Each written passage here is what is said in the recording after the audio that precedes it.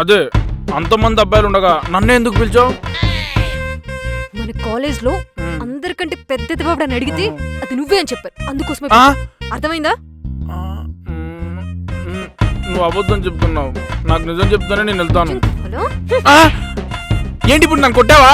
లేదు, ముద్దు పెట్టుకున్నా. అదే కదా, పోరా ఇక్కడి నుంచి. ఏంటి డోర్ ఓపెన్ చేయట్లేదు ఇది? నీ అమ్మ ఎలా వెళ్ళాలి? హలో హలో నాన్న, తలుపు తీయమ్మా, బయట ఉన్నాం, వచ్చి చాలాసేపు అయింది. సరే నాన్న తీస్తున్నా. వెళ్ళకపోతే దొంగతనానికి వచ్చేవని అందరి చేత కొట్టిస్తా.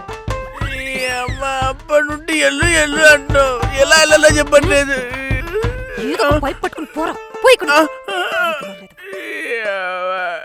పైపులు పట్టుకొని కిందికి పోతాను, కింద పడి పైకి పోతాను, అర్థం కావట్లేదే.